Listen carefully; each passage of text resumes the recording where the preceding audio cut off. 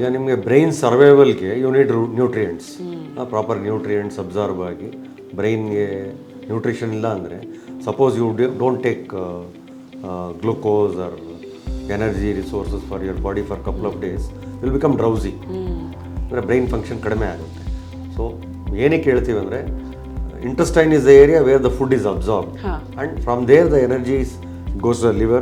When you are talking about digestive system, not only intestine, you have the liver, gallbladder and pancreas, which are the major organs which supports the nutrition.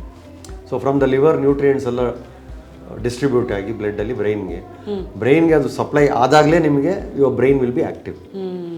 ನೀವು suppose diabetic people if you they don't eat, the sugar drops, hypoglycemia ಆಗ್ಬಿಟ್ರೆ especially ಅವರು on time ತಿನ್ಬೇಕು, they can go for diabetic coma also, unconscious ಆಗ್ಬಿಡ್ತಾರೆ. So ಬಾಡಿಯಲ್ಲಿ these are the one is glucose, ಅದು sodium balance ತಪ್ಪಿದ್ರು unconscious ಆಗ್ಬಿಡ್ತಾರೆ. So all this are come from the intestine only. Okay, ಹಾಗಿದ್ರೆ ನಾವು ಮುಂಚೆ ಏನು ಮಾತಾಡಿದ್ವಿ ಅಬೌಟ್ ಗಟ್ಟಲ್ಲಿನ ಬ್ಯಾಕ್ಟೀರಿಯಾ, ಗುಡ್ ಗಟ್ ಬ್ಯಾಕ್ಟೀರಿಯಾ, ಇದು ಕಡಿಮೆ ಆಗಿ ಬ್ಯಾಡ್ ಗಟ್ ಬ್ಯಾಕ್ಟೀರಿಯಾ ಜಾಸ್ತಿ ಆದರೆ ಐ ಥಿಂಕ್ ಇದು ಬ್ರೈನ್ನ ಆರೋಗ್ಯನ ಕೂಡ ಎಫೆಕ್ಟ್ ಮಾಡುತ್ತೆ. ಹಾಗಿದ್ರೆ since it's the second brain, ಬರೀ ಬ್ರೈನ್ ಹೆಲ್ತ್ ಅಲ್ಲ, ಇಡೀ ಶರೀರ ಅಫೆಕ್ಟ್ ಆಗುತ್ತೆ. But brain is also affected.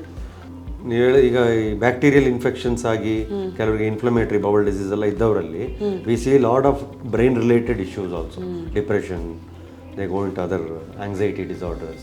These are all linked to gut health. Okay.